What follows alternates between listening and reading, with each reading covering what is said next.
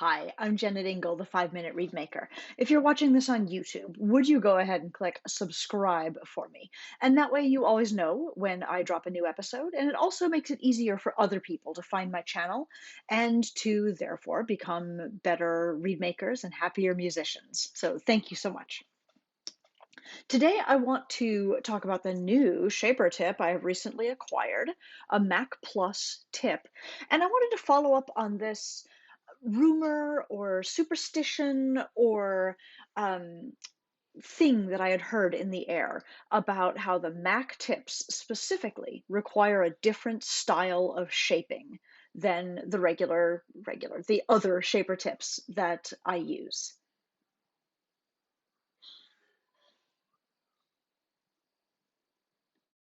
Okay, so here's my piece of cane, which as normal, I fold over my knife, and as normal, I trim the corners up here at the folded side so that it will fit on my shaper. And as you can see, it fits nicely here on the Mac shape.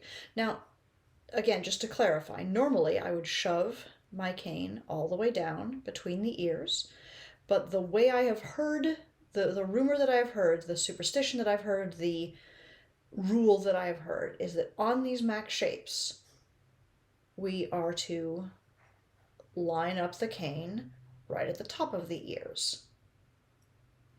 So I'm going to go ahead and do one of each and let you know. After shaping, I have two pieces of cane. This one was shaped my normal way, pressing all the way down. And you can see that the ears are a little bit shorter, which makes sense because I've only got, the height of the ears in there. Here's one where the ears are a little bit longer, showing that I shaped it with the cane parallel to the top of the ears. And I can see quite clearly, glancing at it, I can see that there is more bulk here in like the belly area of my reed on the longer version than on the shorter version. Again, this makes perfect sense, right?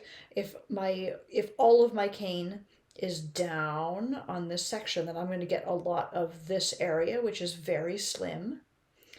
If more of my cane is just sitting just a little bit higher, then more of my cane is going to be sort of in this region.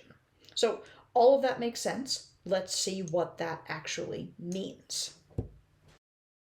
Okay, so now I have wound these two pieces of cane off camera, and I want to point out that when I took this one, the one that I shaped my normal way with the top of the cane, the fold of the cane, all the way down on the shaper tip, I had to wind this short.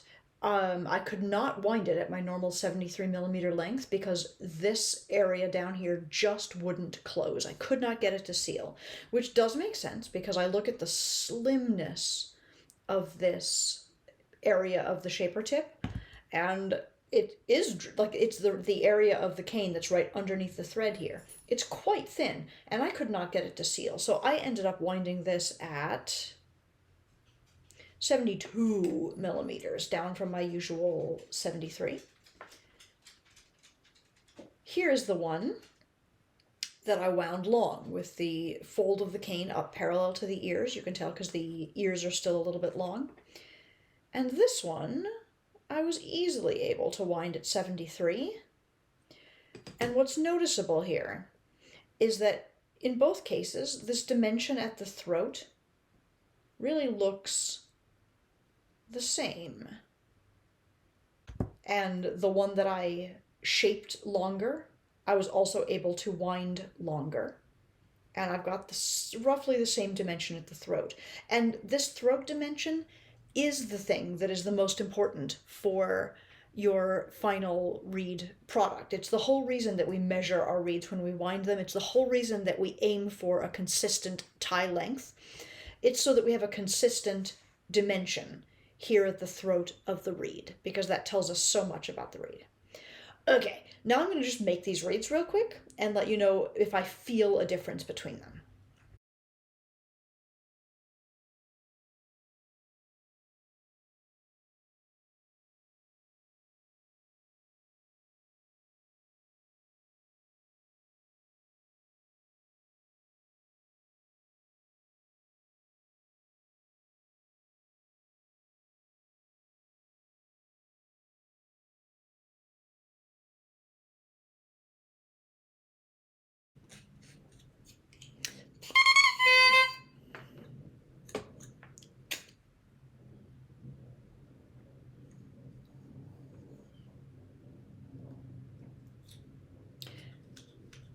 I really need to be careful here, which I wasn't with that initial swipe, because the top of this reed is a millimeter shorter than I am used to seeing it.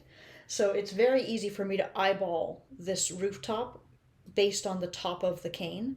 And that's a mistake. I really should be placing it a little bit higher, because I don't think that I don't think that I want my rooftop to be any lower on this reed, because my finished reed is going to be ultimately the same length. I just need to not take quite such a backswing from the top. Does that make sense? My overall length was 72, but I'm acting as though it was 73 when I slashed this in here. So I suspect that I've placed this rooftop down at 64,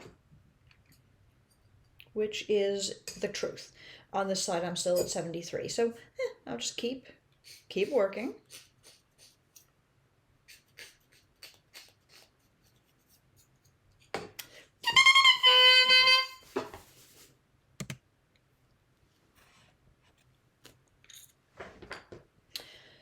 Okay, so after my day one scrape on both of these, I can still see that my longer one is a tiny bit longer.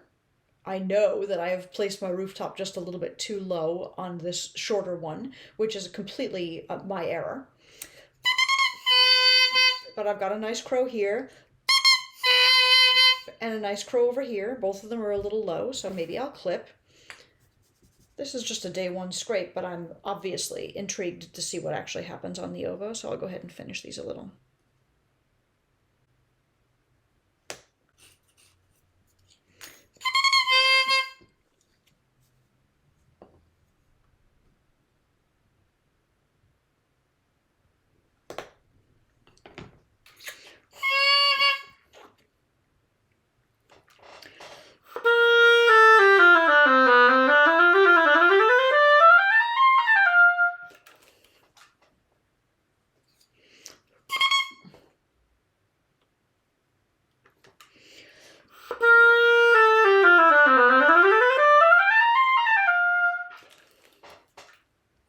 So basically, my response is this. These reeds feel much the same. So my overall discovery, I guess, is this, that because the Mack shape has such a slim throat dimension right here, when I shape long, the way I have been advised to, with the cane parallel with the top of the ears, I am able to wind that reed at my completely normal length of around 73 millimeters and make a completely comfortable functioning reed. If I shove my cane all the way down onto the top of the tip, all the way down between the ears, I have to wind my reed a little bit shorter in order to achieve the equivalent throat dimension. But that is the only distinction there is. So yes, to the rumor, to the superstition, to the thing that I have heard that Mack shapes require a different kind of shaping, they do, or at least there is truth in it. They either require you to shape differently or to wind differently. Your normal wind length, if you press your cane all the way down on a Mack Plus or a Mack Plus Plus or a Mack Pfeiffer shape, might be as short as 70 or 71 millimeters, depending on like what kind of throat dimension you like. If you do stack your cane all the way up at the top of the ears, then you can treat it as I'm going to say normal, and that's not exactly correct, but you can treat it like any other shaper tip. This is a distinction. It is different. And it's interesting, right? It's actually worth sort of experimenting with. Maybe you usually use a Caleb -1 and you would like the throat dimension to be a little smaller. You can always wind just a little bit longer. Maybe you're using a Joshua and you feel like it's just a little too stuck and narrow at that throat dimension. Well, if you've been winding at 73 and you're not quite happy, what if you tried shaping longer so that your whole piece of cane sits up on by the ears, and then wind a millimeter, and then wind at the same length because in that case, we're trying to broaden the throat. So just a different way to think about your shaping process, a different way to think about your winding process, and what the consistency of your blank tying length really means. What it means is what's the dimension is right at the throat of the reed. A narrower dimension at the throat is going to feel like a little bit more of a bottleneck right there and is going to help you to tame the vibrations in a certain way. A slightly wider throat dimension, more cane right there at the top of the staple, is going to tend to give you more free vibrations, a little more volume, and bring along with it the responsibility of like managing the reed a little bit more. I tend to prefer mine a little bit more narrow for those reasons. I hope that this has been helpful. This has been a 5-minute Reedmaker lesson. You can follow these short videos here on YouTube. You can subscribe if you wish. I hope you will. And if you want to reach me to order reeds or cane or my book, The Happiest Musician, or to reach out to me with questions or ideas for future 5-minute Reedmaker videos, you can find me at jennetingle.com. Thank you so much for watching. Have a great day.